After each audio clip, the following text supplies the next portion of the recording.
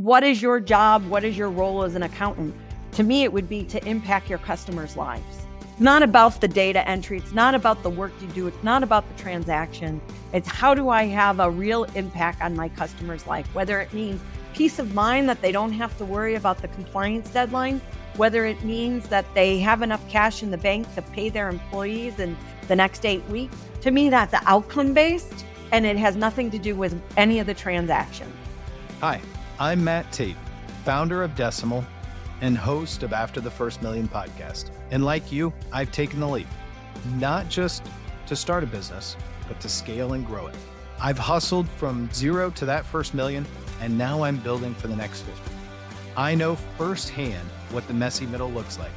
And we need more than just numbers. We need strategy, we need community, and we need real conversations about what growth takes.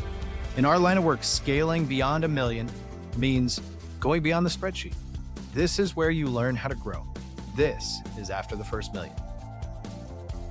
All right, welcome to this week's episode of After the First Million. I could not be more excited to welcome my friend and accounting influencer, Jody Padar, to the show today as we talk about AI and accounting.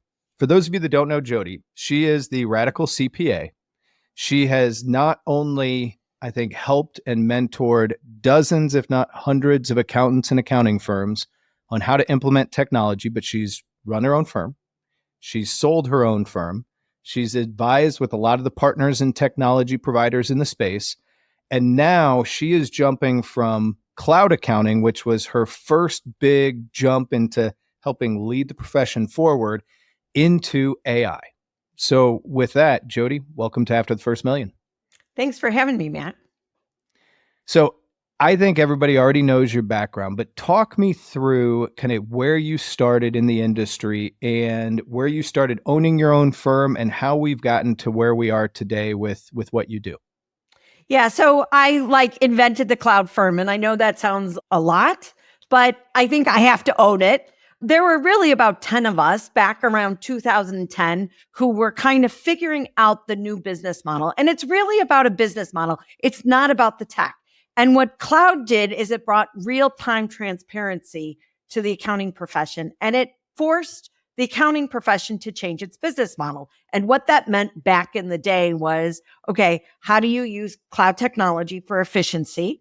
How do you use social media, or what I would call social business, because Twitter and Facebook and everything was just starting around that time as well. Like using social to get business, not just living in the referral world, right? Content marketing was just starting at the time. Thinking about your experience, because being in the cloud allowed for a really different customer experience versus kind of like a walk-up experience, right? And pricing differently, because now how would you build 2 minutes? You couldn't build 2 minutes. You had to redefine what outcome-based pricing became. So that was the business model that shifted back in 2010. There were a handful of us who figured it out. Around 2014, I wrote my first book, which was essentially laying my claim as to the new business model and what was changing. And it only took the profession 15 years, right? In a pandemic. Yeah, I was going to say that wasn't a fact. I mean, like you transitioned very quickly. I still think the accounting industry is transitioning. We're still less than 10. If you truly call cloud firms, we're still less than 10% of the population, which is crazy to me because it took so long. Right now, most firms have adopted parts of it, but most of them really haven't fundamentally changed their business model. And when I say that change their business model, that's what I'm talking about when you talk about a true cloud firm. And now, there's lots of cloud firms out there, and I would argue Decimal is one of them. It's not a firm per se, it's a company, but it was built on those same similar things where you price differently, you have an experience, you use digital marketing, all of those things that you just didn't transition from an old school firm, right? Like you began new, right? So fast forward, I have that historical perspective of how the industry changed as the technology changed. And what I want to do for the profession, because I love the profession and I want us to remain relevant in the year 2030, is I want to help define what that AI first firm looks like. And we're calling it an AI X with an X firm, and help us go through the transition. And the thing about it is, there's no roadmap for it. It's not like you can say, here's your best practice, because we don't know what we don't know yet, right? And that was kind of the walk that I did back in 2010. And so I've done it before. So now I want to say, okay, let's do it with AI and let me find those early adopters, those innovators. Let's figure it out together. Let's define it so that when 2030 comes, we're not like, oh my God, what do we do now? Right? Like you have to iterate through it. And that's what I'm here to do. And that's what, an AIX firm is. And that's the leadership, the AI stuff that I'm building to help firms and firm owners kind of go through the transition as it's happening, as opposed to waiting for a pandemic, or as opposed to waiting for the end result and then say, okay, here's the end result. I'm going to change it now. We don't have time for that. We have to kind of iterate through it. We're at a much different point in the terms of technology adoption and the rate of change. And I've got a funny story for you, and I think this is going to crack you up. So as everybody knows, Decimal was originally started out of a local kind of big mid-size CPA firm called Somerset. And Somerset's now part of CBiz. But back in 2019, I'd convinced Jacob, my co-founder, to join me at Somerset. And we had the idea of starting what became Decimal. We bought it from them. We've grown it into way beyond what we ever thought it would be. And I'll never forget sitting at Somerset maybe 3 weeks after I brought Jacob in. And we're not accountants. We came from the kind of tech, small business world. And they asked us to go to this tech lecture. And so we are sitting in Somerset. We're at this tech lecture.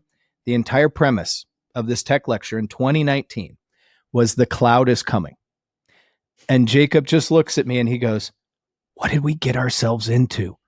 The cloud has been here for like 10, 15 years. Why are they still talking about it still coming? And I just looked at him and I said, this is an industry that's going to move generations behind the rest of the world when it comes to tech adoption. Now we come to AI and we come to a technology where the rate of change is just astronomically faster. Before we get into AI specifically, one of the things that I've always really appreciated about you, Jody, is you have a passion that comes first from helping people, specifically accountants and the accounting industry, change. How do we actually look at people that run their own firm today, or people who are working and running a portion of a bigger firm? How do we actually look at them in a way that doesn't freak them out or intimidate them and say, hey, how do we help them change fast enough? So I think you have to come at it with a growth mindset. I think you have to say it's okay to say we don't know what we don't know yet.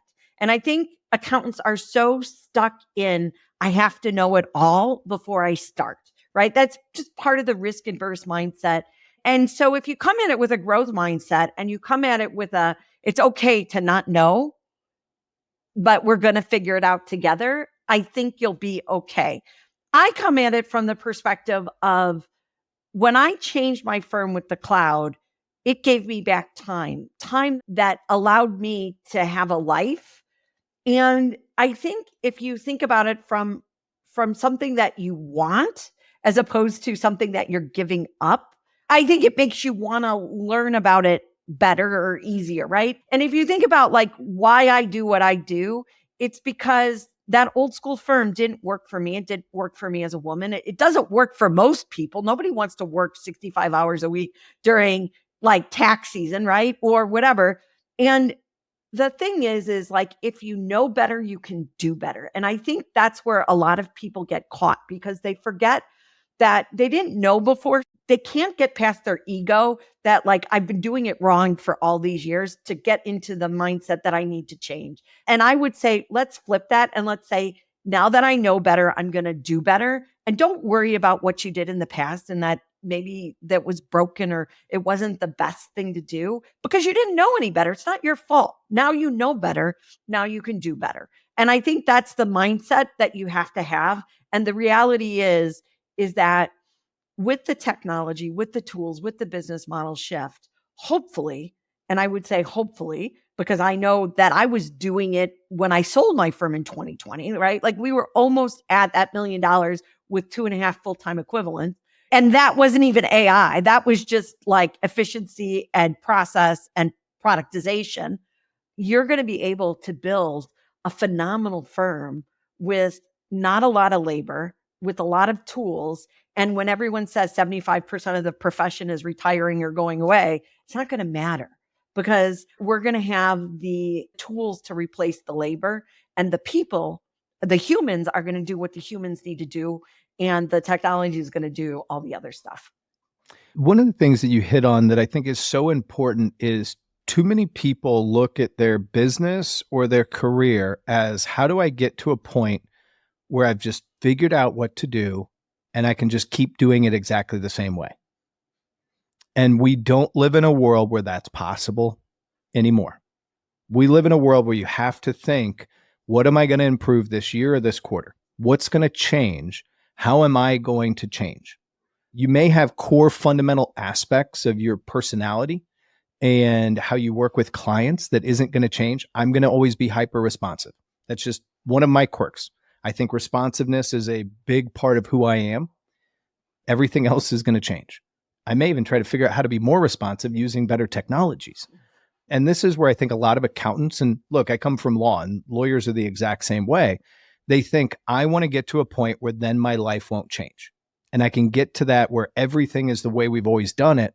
And the way you've always done it is changing on an annual, if not quarterly basis. Yeah. And that's the world of work today, right? It's not even time. Just accounting. It's everyone who goes up or goes to work and works in a corporate setting who doesn't know if they're going to have a job tomorrow or not, right? Like the reality is nothing is stable anymore. And it's very unsettling. But I think the sooner you realize that you have agency for yourself and only agency for yourself, you're going to be okay. And that's what I'm trying to teach my son, who's 23. He's telling me, he's going into the world to get a new job and he's trying to figure it out. And he's telling me about all these things that are happening that are going to prevent him from getting a job. And I keep telling him, dude, you have agency. You're the only one who can control what you can control. The world's going to happen around you, but you have to figure out how to show up in the world and control what you can control. And I think that's where we get complacent, we get tired. We're like, oh, we have all these other things going on. But I think we have to remember that we have agency. And when things are happening in the world around us, like AI, like job changes, all of these things, then you have to say, okay, what can I do? And how can I show up? And how can I be my best self to, flourish? And that's the people who win in life versus the people who kind of like half empty versus half full glass, right? Right. I think so many people, and this isn't just accounts, this is human beings, look at risk first. Here's this change, and it's where's the risk? I view it first as, what is this opportunity? How can this improve my life? And if I determine that it will improve my life, then I look back and I say, okay, how do I make this safe and de-risk it? Or where are the risks? And too many people start with risk first. Let me understand all the risks. Let me protect against all the risks. And then let me see the opportunity. And what that means is that you never actually fully see the opportunity, because until you see where you are, you can't de-risk it. If you de-risk ahead of time, you lose every time. And the hard thing for accountants is they've been profitable. They're making money, right? So it's very hard to have someone who has clients lined up the door to say, okay, change now, right? That's why accountants haven't changed. It's because they've been profitable businesses. What they were doing was working.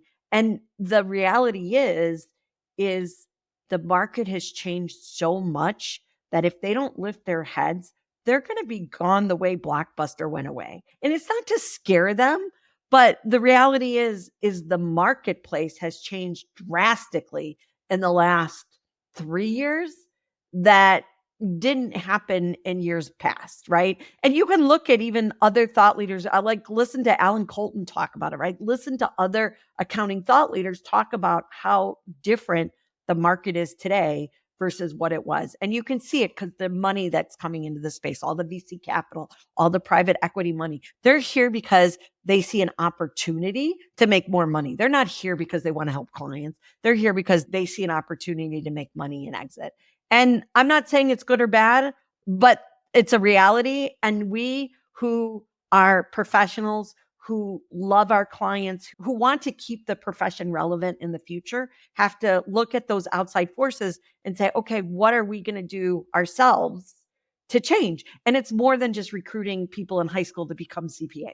It has to be more than that. It's more than a 150-hour rule. It's more than that. It's saying, look, we know what we do best. We bring the ethics. We bring all the good things about being an accountant to our clients, and let's figure out how to capitalize on what's being human, and then let's meld it with the technology so that come 2030, like the firm of 2030 looks very different than the firm of today, but it's still really profitable. It's still making a difference in customers' lives. It's still viable. When I first started working, one of the things my dad told me was, he said, in every job you're in, look at the person who's your boss and your boss's boss and think, do I want their life? Like, is that the life that I want? Do I want their job? And if the answer is yes, keep working. If the answer is no, then it's time for you to look somewhere else. I actually think that there's a lot baked into that premise that accounting is struggling with, because so many people that are either running their own firm or working in a bigger firm have so much of work, so many parts of their job they don't actually like, or that the people that are coming into the profession don't want to do.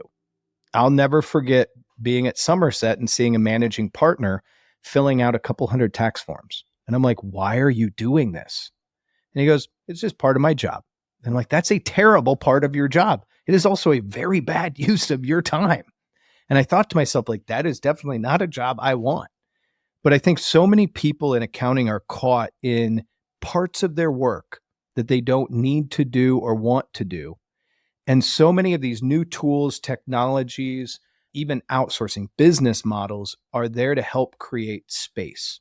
And space creates opportunity to level into work you want to do.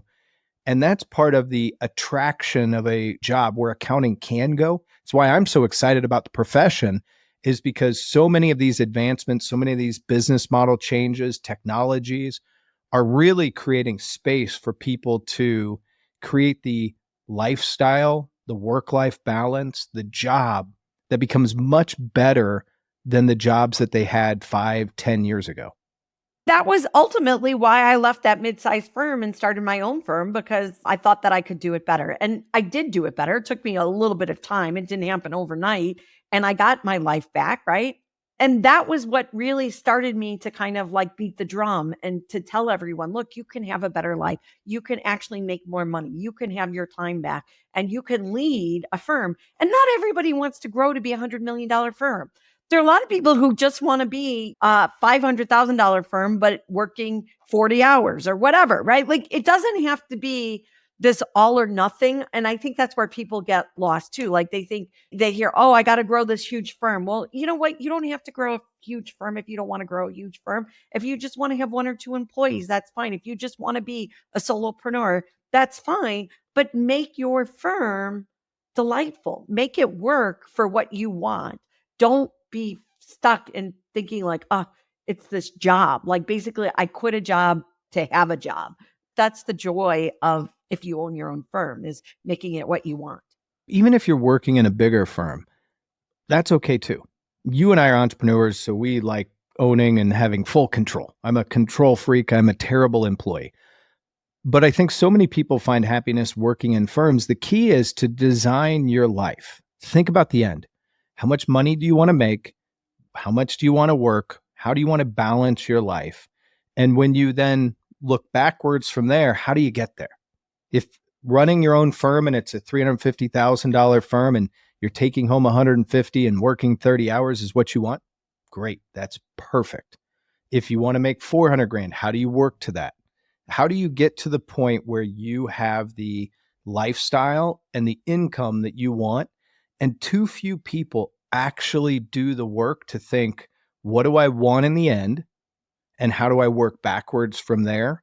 And it's why too many people, and this is in all careers, just kind of get started in their career and they never actually think about that. They never build themselves into what they want.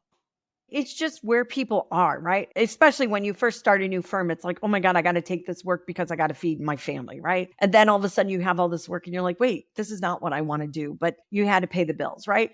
And so then you have this transition period. And it's not that anyone sets out to do that. I just think you're not told any differently about it, right? And I think it's part of the whole experience of life of kind of like, you get your first job and then you realize, oh, this isn't what I want to do. And then you realize, oh, I got to go do something else, right? It's like we learn by doing what we don't want as opposed to actually designing what we do. And part of it is because we don't know. But I think the good thing is when you think about the internet as a whole and the opportunity to learn from podcasts, from YouTube, from the world as a whole is very different than when I started my career. And that the only people that I could talk to were people in person, maybe at my firm or at a state society. And now you could go online and you could see all the different ways to design a firm or to design a job or whatever it is you want to be, right? And so I think from that perspective, you're like the next gen is lucky, right? Or they have more opportunity. And then I think we don't know what we don't know yet. And to me, that's like the renaissance or the rebirth, right? Like when you think about like AI and all the things that it's going to bring is opportunity and even more education, I would say, than Google. When I first started, Google was not even really a thing, right? Like I was pre-Google. Then we got Google and we're like, oh, like this is cool. Like, oh, I can find out things, right? Like I can be at a bar and I can Google something and I can have a conversation and we can look something up, right? And now when you think about what AI can do and you're like, that's like next level, right? To me, that's the opportunity. That's the exciting stuff that's happening. And that's the stuff that I want to help people design for. What is 2030 going to look like? So let's work our way towards there. There's something that you just hit on that I want to unpack a little bit. You and I are both avid learners. And I think that in today's new accounting world, you have to have some aspect to that. How would you advise firm owners and people working in firms to think about technology today? When we say keep up with technology, implement AI, like that can be a very intimidating thing. How would you advise people to kind of start along that path and make it less intimidating? So a lot of people think that I'm a technologist and I'm not. And I would say you start with the business problem first. And once you define that business problem, then go figure out what technology can help you solve that problem. I think too many people look to technology to solve a problem they don't have. They buy all this cool tech and then it never gets implemented, or they haven't figured out the process because the process is usually the problem. It isn't the technology. They look at it backwards. And then you have all these vendors who are selling shiny new widgets. And they're like, oh, you need this, you need this. And the reality is you don't need it. What you need is you need to figure out what your business problem is. And then you need to think technology first. And then you need to figure out how you're going to solve that problem utilizing technology first. And so that's where I would argue, because I think most people think, oh, I'm going to go buy technology. They get sold on what the technology solves for, but it wasn't their problem in the first place. I've got two stories that kind of lend themselves and I think hone that a little bit too. One thing that I see as a problem that a lot of people do is they don't break things into small enough bites. They say, I need to fix my workflow in my accounting firm. That is a big problem. You need to break it into smaller problems. What about your workflow is broken? What is most broken? What is then next most broken?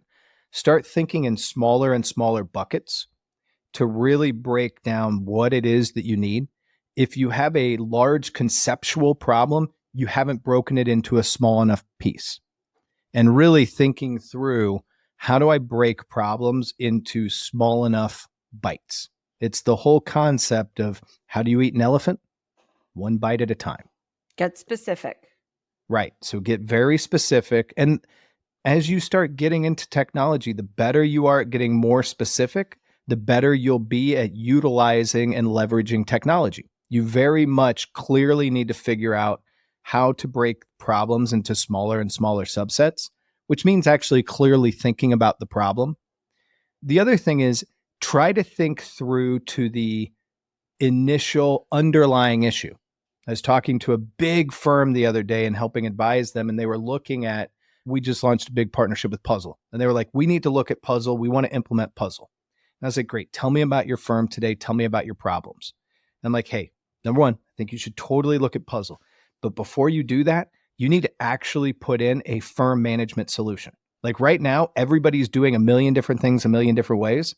If you're solving too far downstream, all you're going to do is create a much bigger problem set. You need to actually look further towards the source and really try to simplify and standardize and productize closer to you before you look at the products that you're putting in front of your clients. And that's another piece of it, is really looking at the underlying problems. And it's the whole solve the initial problem, not the symptoms. I think that's where like firms have traditionally not been, they never productize their service offering, right? Like that, like my whole book on pricing is really, it's pricing, but it's really about the productization, because you can't price something you don't know what it is. You don't know the scope, right? The reality is when you sell by the hour, you never had to productize anything. And so if we're going to sell outcomes, which we're going to have to, because AI is going to make you sell outcomes, because if you couldn't build 2 minutes, how are you going to build 10 seconds, right? If you're going to sell outcomes, you need to figure out what it is you're selling, and you need to define it. You need to document it. You need to standardize it. You need to do all of that first in order to sell it. And that's where firms get lost, because if they've always sold an hour, it's very hard to think the other side of it. And so again, these are business problems, and I would say business model problems, not even just general business problems. They're business model problems. And until firms holistically look at their business model, and I would argue it's going to change even more with AI than it did with cloud. So whatever that cloud business model was that I invented 15 years ago, it's going to change with AI.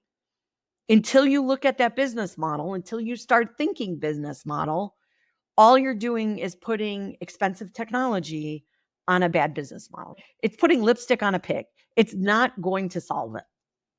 Well, and let me push this even further. If you are in a firm and you started productizing services, you have to align incentives. Here's one of the biggest breaks I see in big firms is they'll do all right, we can do fixed fee pricing, but we're still going to have our team track time, and we're going to incentivize and pay them and bonus them based on the time they track. There, you're just making everything worse, because if the only way productized services work is if your job as a company, as a firm, is to continue to work on getting more efficient, because it allows you to capture margin behind the scenes. If you can't continuously do that, then you have a problem. If you are aligning incentives for people that they are going to get paid off of billing hours, guess what they're going to do? They're going to bill hours. But if you're not charging for those hours, you've misaligned incentives, and your economics may actually get worse. It's one of the really hard things that I see is that. The other hard thing that I see in the productizing services, I just had a conversation with a big firm about this, was they said, well, we thought about it, but then we realized that there were a couple of cases that we got caught in, and we said, you know what, we just can't do that one. And so we decided to scrap the whole thing. And it's like, wait, so you made perfect be the enemy of much, much better? And it didn't make sense. And it's like, hey, this isn't going to be all perfect. Some of it's going to be messy, and that's okay. You'll continue to get better, but you have to be dedicated to changing the model so that you can improve. Well, you have to go through the journey. And unfortunately, people want a quick fix. And it doesn't happen overnight. And your team has to change, and there's change management, and there's buy-in, and there's all that stuff that has to happen. And unfortunately, most big firms are going to struggle with that because they have competing priorities, right? Like CAS is only one piece of that firm. And you have tax, and you have audit, and you have all the other things happening. It's about having the mindset and be willing to change. I want to get to AI because there's a lot of really cool and fascinating stuff that you're doing. But before I get there, one of the things we're talking about on this season of After the First Million is what it's like to build a firm after that first million. If you were to do it today, you're starting your own firm today, build me your firm that's larger than $1 million. What's it look like? When I sold my firm, I was around 700,000 and I was 2.5 full-time employees. And I always said you could do $1 million per full-time equivalent. So if I were to build a firm today from scratch, I would have one accountant and I would utilize technology for everything else. And I would have $1 million firm per full-time equivalent. And that's what I think we can get to. And I actually think it can probably be even bigger than that.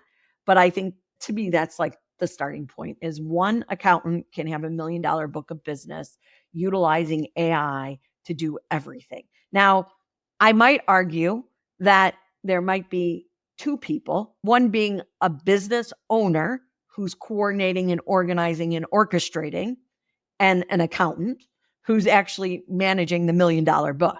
So maybe if you expanded that to a $5 million book, you'd have one managing partner, whatever you want to call it, business owner, and 5 accountants. But I believe one accountant can handle $1 million book.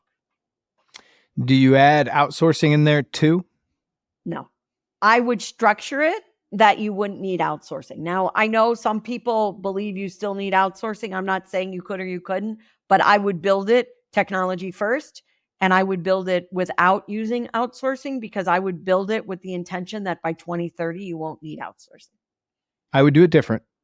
I don't think you're at $1 million. I think you're probably at about 650K today. And I think you need outsourcing. But I would argue, and this is where we're very different, I would live in the advisory space, not in the transaction space. I agree. You need to push up into advisory to do that. But here's what I would do that's just a little bit different, because I actually think you're getting there. I don't think AI is fully ready to be interchangeable with outsourcing yet. What I would do is I would build my operating system behind the scenes so that I could interchange AI when ready to replace my outsourcing team or to allow them to do more. Because I actually think you can probably push to about 1.5 million soon, but I think you'll go from 650 to 1.5 million much faster. And so I would just let that leap happen. Where I would argue differently is I was already doing it with cloud tech, and most of my pricing was based on advisory, not in transactions. And so that's why I don't believe you need that, because I believe that if you're truly selling advisory, you can price significantly higher and have a lot less transaction work to do. And so I think that's just a fundamental difference of like how we operate. I would price more on advisory, less on transactions. And that's how I would get to my million with one person. You know, it's kind of funny is neither one of us mentioned tax. Oh, I still think you need tax. It's part of the package, but I don't necessarily think that that's the be all end all. And I would even argue too, where do you have the RIA come in as well, right? Like where do you complete that financial picture from a financial plan? Yep. Because again, when I owned my firm, I was a licensed financial advisor as well. I would even put that in the mix, but I would say I lead with advisory first, not transactions. And that's just the difference between us, Matt, not right or wrong, just different. Oh, I agree. I talk a lot about creating space. Where I think AI is going to create a lot of space is it's going to help make advisory a lot more approachable for people that it wasn't approachable before. So you had the skill set for advisory. I feel like a lot of bookkeepers, a lot of people in our space don't have that skill set today. And I think AI is going to help make that more approachable and easier. But I also think, and this is, you teased it earlier, AIX, what you're talking about, that next generation of firm. Talk about how you are taking an approach of helping teach and train people to be ready for 2030, which it's funny. We talk about 2030. And when you and I were like growing up and born, that was like, we were going to have flying cars and, you know, we were going to be in space and living on Mars and all this crazy stuff. And we are going to have AI in accounting in 2030, which isn't that far away. How are you helping people get to becoming an AIX firm? So I think AI starts with the individual, not with the firm. I think, yes, it needs to go into the firm, but it starts with a basic skill set. It's kind of like, how do you fundamentally change your firm if you yourself don't understand how AI works in your life, right? And Right. so we're starting with AI basics, where you're going to start thinking about AI first. You're going to be treating AI as your business best friend. If you need that thought partner, where you go to AI to get that help first. You're going to learn AIQ, which is actually MIT studied, which is basically, they have IQ and EQ. Well, there's such a thing as AIQ. And Oh, it's yeah. basically how you as a person interact with AI. And you don't have to be the smartest person in the room, but you have to be able to think creatively. And if you can think creatively, you can ground your AI, you can merge it with the AI, you're going to get a 10x better result than someone who just writes some generic prompt that they copied from somewhere, right? It's thinking about how to work with AI as opposed to just using AI, right? It's kind of changing that mindset. And then it's about thinking how data in your firm leads to transformation, about all the unstructured data that you have in your firm, turning it into structured data. And what does that bring? So that's like your AI basics, right? Then we're going to go into AI leadership. What does it mean? How do you use AI to think strategically? How do you use it to make better decisions? How do you use it as a thought partner in your own leadership as you're making decisions? How do you use it to help change management, right? Like, how do you use it to help have better conversations instead of having to be coached to do all of this stuff? Especially those young professionals, they're going to get the ability to learn faster because they're not waiting for a human to teach them all the 30 years of experience that they had. They have AI to kind of help them through that. So it's about accessing your own leadership because, again, what's in it for me? I think when people think what's in it for me first, they embrace it faster, right? I would agree. Then we're going to go into advisory, right? What does advisory mean with AI? How can you actually use data-driven advisory insights to make yourself be a better advisor faster? How can you get your own scorecard so you see how you're doing it as an advisor? And everybody likes data and like your gamification, right? Let's see, am I getting better as an advisor? Am I getting worse? Right. Or how many times have you had that call and you knew it hit and you're like, yes. And then you actually have documentation to show it to your boss to say, look, I hit it. Or how many times have you had that call, you got off the phone and you're like, oh my God, they didn't get it, but I don't know how to fix it, right? Or I knew it didn't land, but I didn't know what to do with it. And now you're going to get that real-time feedback that's going to say, hey, this is where you hit it and this is where you missed it. And then you can take that feedback and you can improve in real time, not waiting like for a month to talk to a coach or whatever. Like the next conversation you have, you can learn from it. And to me, that's data driven, and accountants love data. So let's chart it. Let's help them get better at their own advisory skill sets. And so that they don't have to wait 15, 20 years to be a partner to learn how to have those conversations. And then last but not least, managing your practice, right? Like what is pricing and profitability and how do you connect that to AI to learn how to price better, to have your team learn how to price better? How do you take those AI in customer experience? What does that look like? How do you use it to adopt in marketing, right? Like how do you use it to gather new leads? All of the things that happen in what we would call as a firm practice management. And then last but not least, okay, how does AI work in bookkeeping? How does AI work in tax? Those tangible products that currently exist on the market, how do you actually implement them into your firm to run a well-oiled machine? So I'm starting with all the soft skills, which actually are the hard skills, and starting there. And then I wouldn't say ending, but complementing kind of the bookkeeping, the AI, all those things that everybody else in the marketplace is already talking about. I've been there. I understand them, but that's not where I'm leaning because I believe at the end of the day, it's about you as a professional and where do you want to be, whether you own your own firm or whether you work inside a firm, where do you want to be in 2030 so that you as an accounting professional, you are ready for what's next in your career. It's getting to the individual. It's how do you take that AI mindset and apply it to yourself? And How do you learn the basic skills of it? And then how do you apply that to training and teaching and managing a team, whether it's in a firm or your own company or your own firm? How do we take that AI mindset and start there? And I think what I love about what you're doing is, and you and I have seen this over and over again with change, but I think AI is a particularly intimidating one. People look and they say, all right, AI is coming. What's going on? I know I need to do it. I just don't know where to start. And you're telling them, hey, start with me. Let me teach you and train you and let us work with you to start. And I think that's a really cool thing.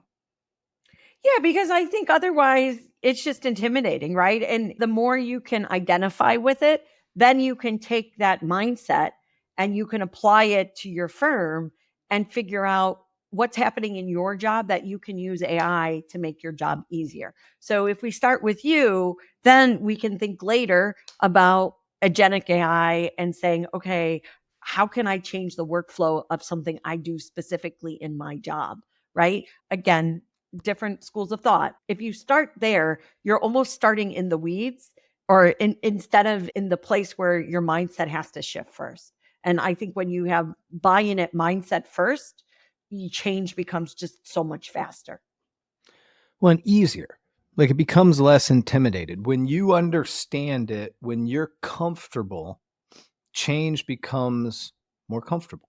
One of the things that's been annoying me is all of this talk about AI replacing accountants. How do you feel about that whole narrative that some of these tech companies, some of these VCs, Andreessen came out with something about replacing accountants? How do you feel about that whole narrative? So I think the more tech there is, the more human you have to be. I don't think accountants are going to go away. I think you're always going to need the human. I also know that everybody has more work than they know what to do with, and 75% of the CPAs are retiring. If that shift makes it easier, then I think we're going to be much better off in the future. And I think that AI is here and you have to figure out how to work with it. You can't put it back. AI was here years ago. When we think about like AI, right? Yes, this new form of AI, but like we were already using machine learning to code transactions. We were already doing a lot of this automation stuff. AI is just making it move that much faster.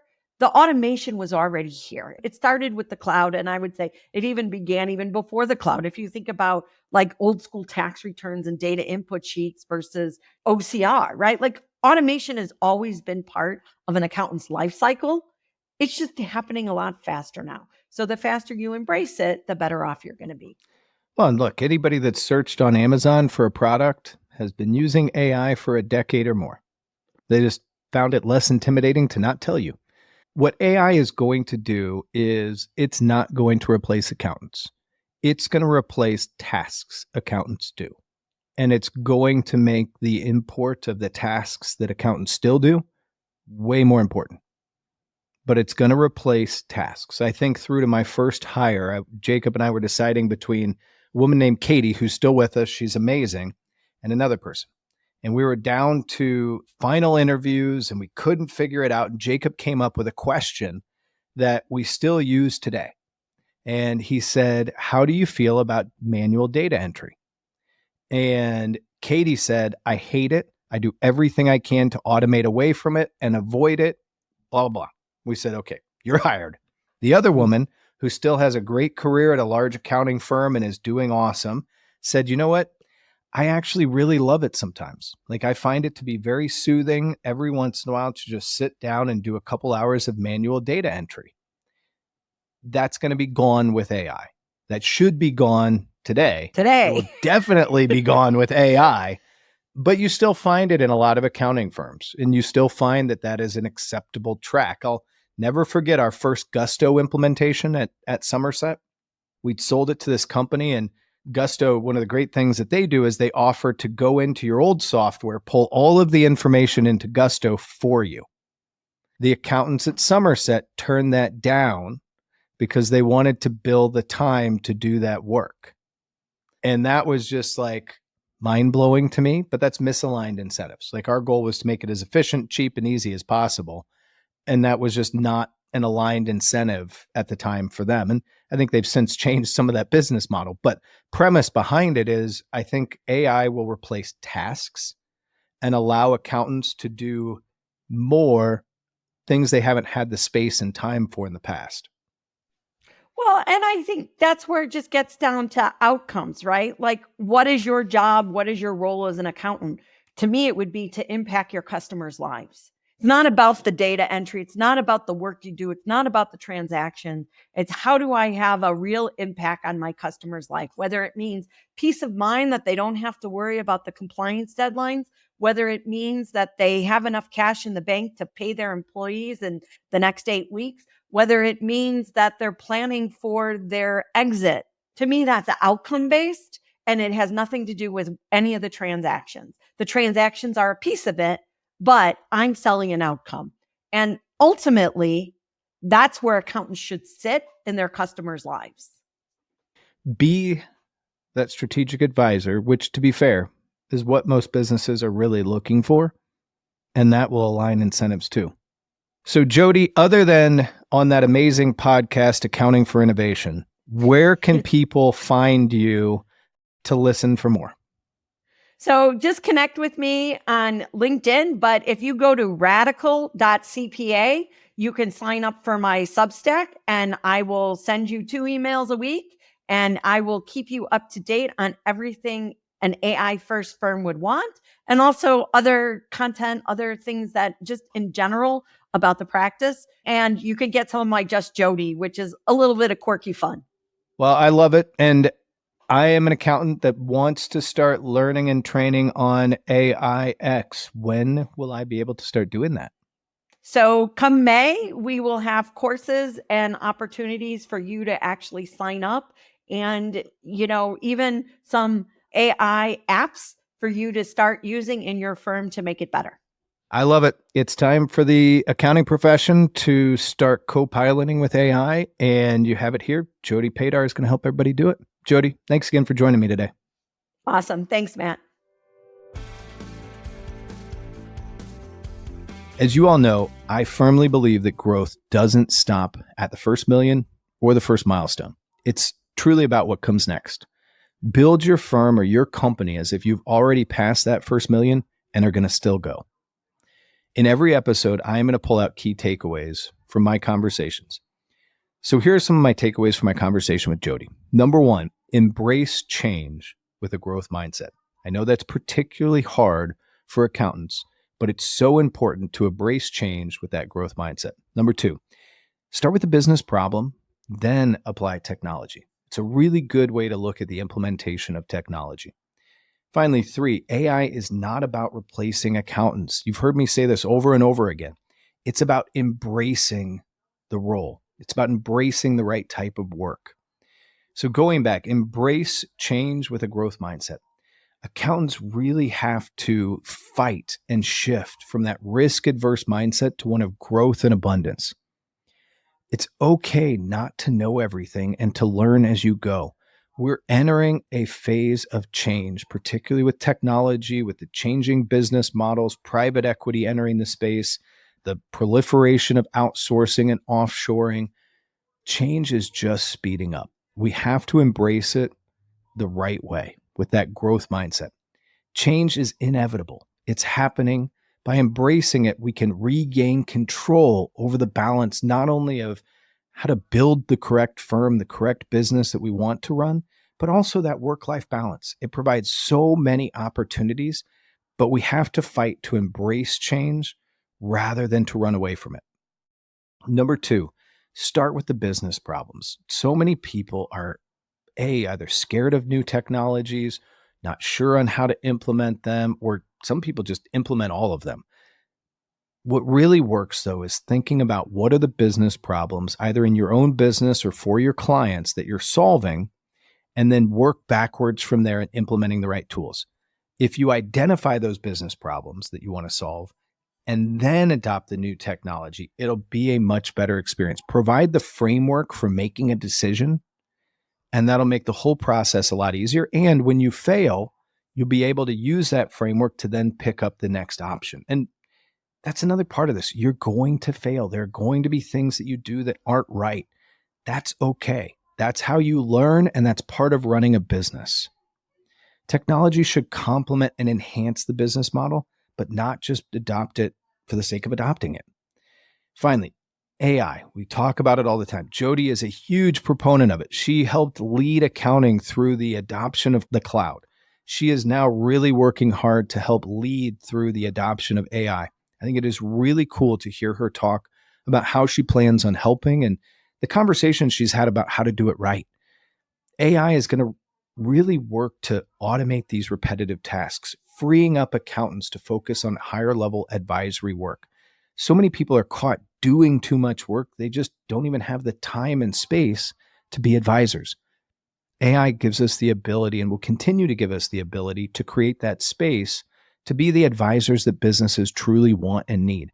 The role of the accountant, the role of the bookkeeper is evolving, and it's going to continually evolve. We need to, as a profession, take a look at really wanting to become the strategic advisor, help our clients, help these businesses make strategic decisions, guide them to long-term success. I view a metric of success as, can we help more businesses succeed and less fail? That, to me, so many businesses fail because they just don't understand their economics. They don't understand cash flow. If we as a profession can use AI to create the space, to give us the opportunity to become that strategic advisor, it means that we can level up. I am really excited to see the many ways that firms and accountants are going to continue to adopt AI successfully, as failures and then successes. I think it's going to be really cool to see how the tools that come out of building and using AI enhance advisory roles and create more meaningful and better relationships with clients. The more successful firms, the more successful clients are going to be the ones that embrace AI. There's the adage that I firmly adhere to. I don't think that AI is truly going to replace jobs, but I think people and accountants that can use AI will replace people and accountants that can't. Thanks so much for listening. After the First Million is presented by Decimal. To listen to more episodes and find tips to help make running a business easier, visit decimal.com/AFM. Want to join the conversation? Reach out to me on LinkedIn and let's explore the messy middle.